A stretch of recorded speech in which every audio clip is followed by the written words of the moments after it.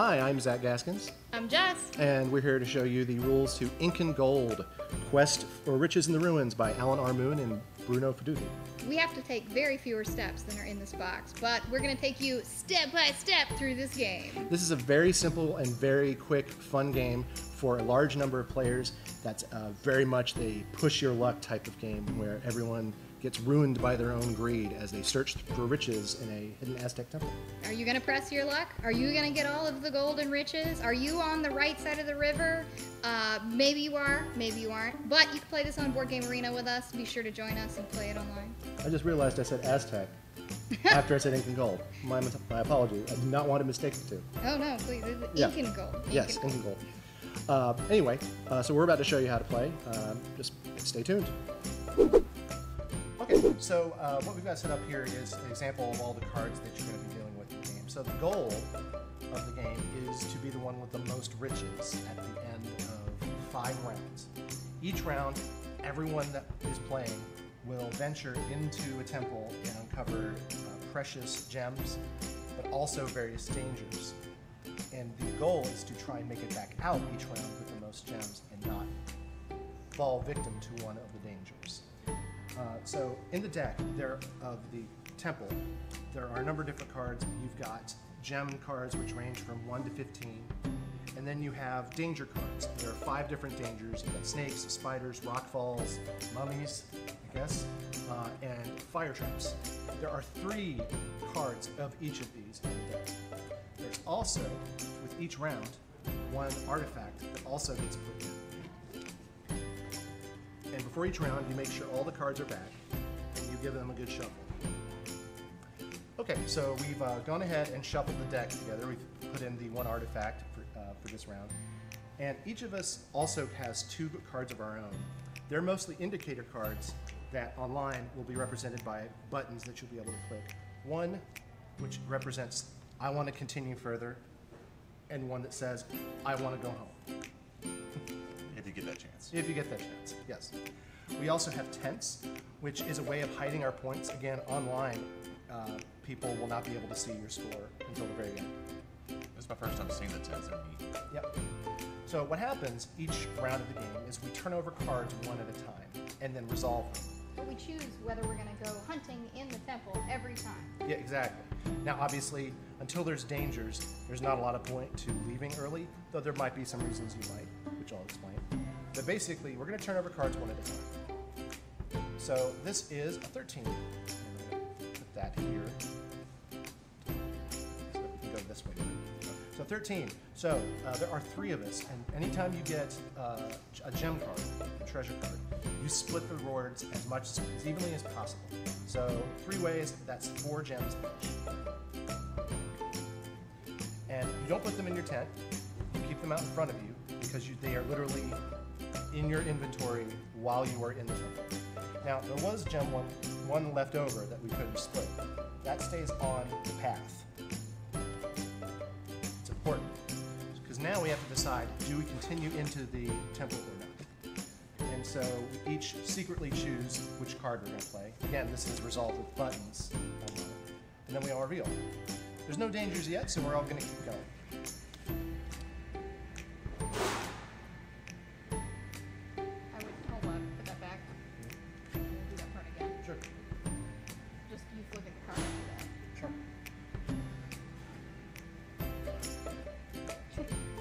Don't put him up here. You hand him on the visual cue. If you have him up here too much, it confuses the visual cue. Accusing you. Yeah, wow. Good.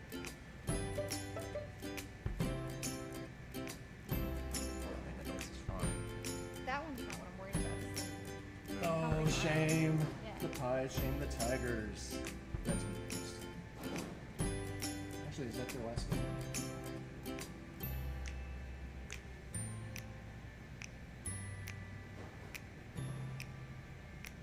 Trying to remember who was leading the series.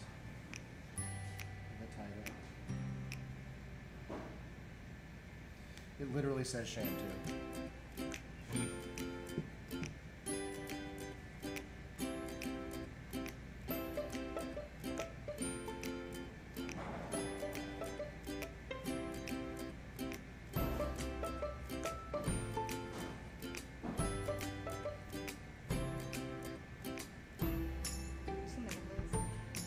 Gary. Or, yeah. No, Liz was tagged by two people. Liz is a fan fiction. Right? Julianne does. I know. You know what I need to talk to Julianne about? A Pie? recipe for cherry pie. She is the one that made the cherry pie that one year, right? It's been a while. Like everyone makes apple. Yeah, everyone made apple pie. Rosa made that at Jack's Hot. All right, I need to find out that recipe because I actually want that more than apple pie. Yeah, I'll ask her. She's from Chicago? No, she lives in Hey, can y'all check that ambient noise in the background on the audio? We stopped because of the movement, but I want to make sure that ambient noise.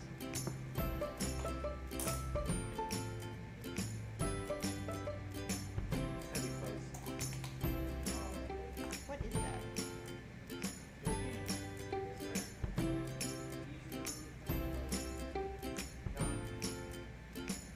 We stopped when this started, so and we were at a good we were at a point where I can cut easily, like for the car.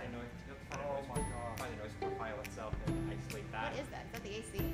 No, that's someone charging the forklift. Charging is that loud?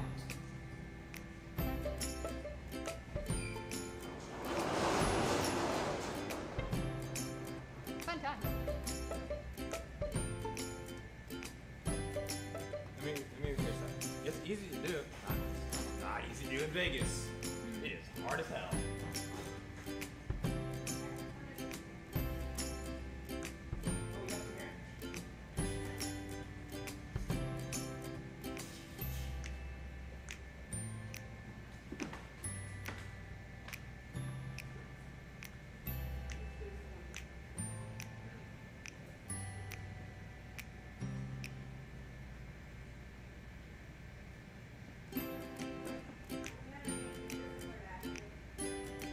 Nice. Nice. Nice.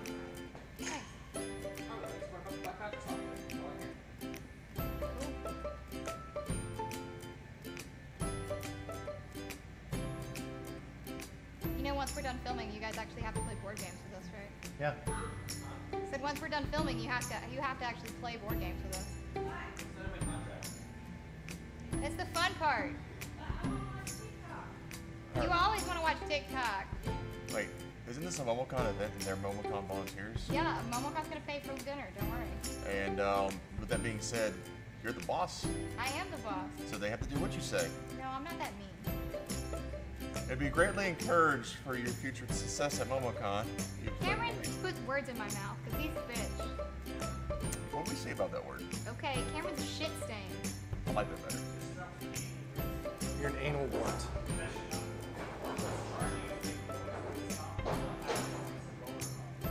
Wonder what that is then. Do you think they're doing something in their unit? Weird. Yeah, because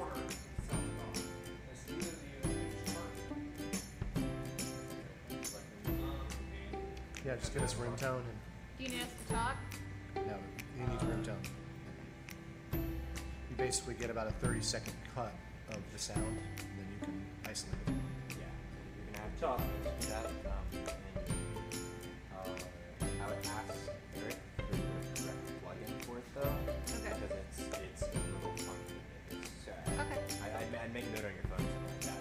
Send me a message of that. Yeah. What are we doing?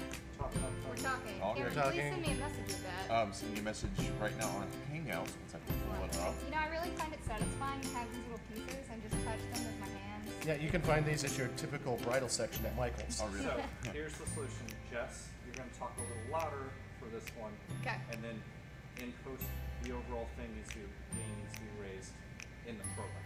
Okay. Give it Eric. But that, I removed the fuzz the best I could. So just talk a little louder. Those two come through clearly. And then just in post, we just need to level it. Okay. Set. All right. You ready to start again? No. No. I'm done with games. Give me a Homer note. Homer. This Homer, and is then wait until he's completely off the table. in gold. A few seconds. Try two and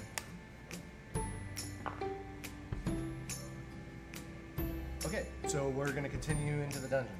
sorry, temple. All right, I draw 9. 9 splits 3 ways, so everyone takes 3 gems. Now, again, we have to decide whether we want to stay or whether we want to leave. There's no downside. There's no bad stuff yet. Though I will point out, if you leave at any point, you get to pick up all the gems that were left on the path, but you do have to split it with other people that leave at the same time. So there's a risk. But let's see here. 1, 2, 3. We're all going to keep going. Okay. Oh.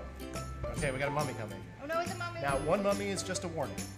But if we draw another mummy, anyone who was still at the temple at the time loses all of the gems they collected that round. If you leave, you get to bank all the gems and put them in your tent, and the game will do this automatically for you. So, do we want to stay or do we want to leave? Oh, you should press block. That's I what. mean, I feel like you should always keep going, generally. Nope. Now, both Cameron and myself are leaving. There's only one gem on the path, so neither of us can take it. Oh no! But we do get to take all our gems and put them in our tent. Now these are hidden gems, so I won't be able to know in the future how many that you have. You'll have to remember what people took home. And I just exchanged 5 for 1 right here. The game does this automatically. Yep. Pretty good with that. All right, so you're continuing. Got a flame trap. Again, this is just a warning, but if a mummy or a flame trap appear again, all right, Oh. I keep going. you're gonna keep going? I keep going. Okay, an artifact. Now, artifacts are special in that the first, I think 3 of them are worth 5 points, and then there are 2 more, and 1 gets added to the deck every round. If you escape with an artifact, it's worth 5 points. However, if an artifact is left on the path when a round ends, it is lost forever. And you obviously can't split an artifact. So if multiple people leave at the same time, they can't pick it up. So, what are you going to do? I'm gonna leave, and I'm gonna take that artifact. All right, and you also get this 1 gem. All right. Now let's see what would have happened if you had kept going. Okay. Another mummy. Oh no! So that was a good call, but you wouldn't have known that I wouldn't have. unless you had superhuman intuition. But in any case, if anyone had stayed, they would have lost all of the gems that they had collected that round and any artifacts that that were here. They were gone. So that's the end of the round.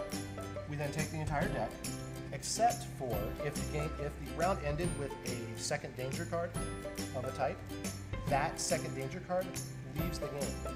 So now there are only 2 mummy cards in the deck. It could still happen, but the chances of it happening are much less possible.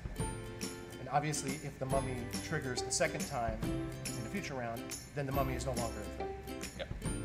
But there are 5 different threats, so there's always something to worry about. And the more different threat cards that come out, the more chances for losing everything are apparent.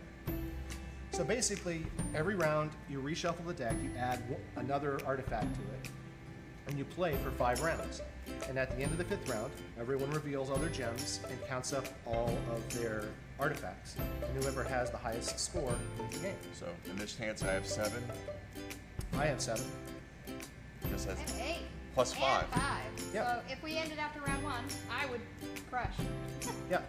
Anyway, this is a really fast game, and a lot of press your luck, excitement and thrills, and psych outs, people trying to convince each other to leave. Because when there are a lot of gems on the path, the urge to leave and try and take some of them is strong. It doesn't even need to be a lot of gems. It could just be 1 gem, and then Zach decides to leave with you. Mm-hmm. Yeah. Exactly.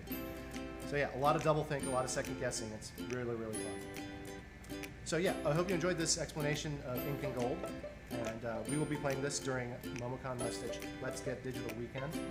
There will be staff on hand to show you how to play, and you can go on to Board Game Arena and play this at any time. You can join the MomoCon Board Game Arena group if you want to find more players, and if anything else, you can join the MomoCon Discord and enter the gaming channels during the weekend to find games to play.